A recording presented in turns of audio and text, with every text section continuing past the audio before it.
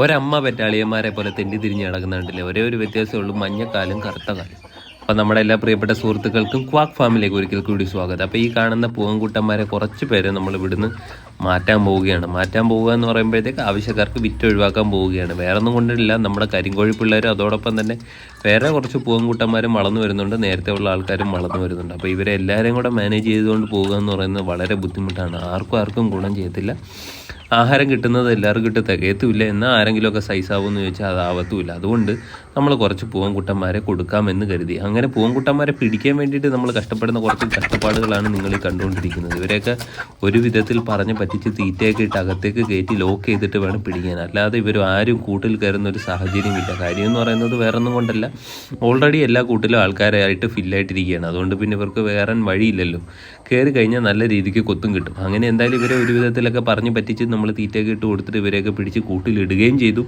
അതോടൊപ്പം തന്നെ തൊട്ടടുത്ത ദിവസം നമ്മൾ 2 പൂവൻകുട്ടന്മാരെ കൊടുക്കുകയും ചെയ്തു. ഒരാൾക്ക് 400ഉം മറ്റൊരാൾക്ക് 350 എന്നുള്ള രീതിയിലാണ് കൊടുത്തത്. നമ്മൾ നേരത്തെ പറഞ്ഞതുപോലെ തന്നെ തൂക്കത്തിൻ്റെ കാര്യത്തിൽ ഇവരത്ര മിടുക്കരൊന്നും അല്ലെങ്കിലും ഇവരെ വളർത്തുന്ന കാര്യത്തിലാണെങ്കിലും അതോടൊപ്പം തന്നെ ഇറച്ചിയുടെ ടേസ്റ്റിൻ്റെ കാര്യത്തിലാണെങ്കിലും അത്യാവശ്യം നല്ല മിടുക്കർ തന്നെയാണ്. വളർത്തുന്ന കാര്യം എന്ന് പറയുമ്പോൾ നമ്മൾ വളർത്തുന്ന കാര്യമില്ല കേട്ടോ. നമ്മൾ കുറച്ചുകൂടെ സ്പേസും സാഹചര്യങ്ങളും ഒക്കെ ഉണ്ടെങ്കിൽ ഇവരെ തുറന്നുവിട്ട് വളർത്തി കഴിഞ്ഞാൽ ഇവർ നല്ല സൈസിലേക്ക് വരും.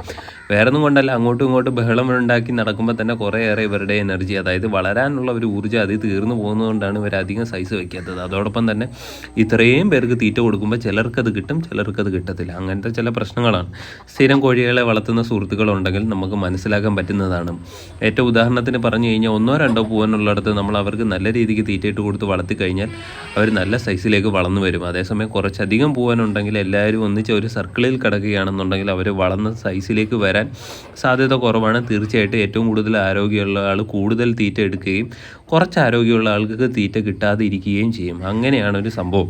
അതുകൊണ്ട് എന്തായാലും നമ്മൾ തൽക്കാലം 2 പൂവൻകുട്ടന്മാരെ ഒഴിവാക്കിയിട്ടുണ്ട്. ഇനി 2 പൂവൻകുട്ടന്മാരെ കൂടെ ഒഴിവാക്കാൻ പ്ലാൻ ചെയ്യുന്നുണ്ട്. അതിൻ്റെ ഇടയിലാണ് മറ്റൊരു കാര്യം കണ്ടത്. ഒരാൾ മുട്ടയിടാൻ വന്നിരിക്കുന്ന സാഹചര്യം കണ്ടില്ലേ.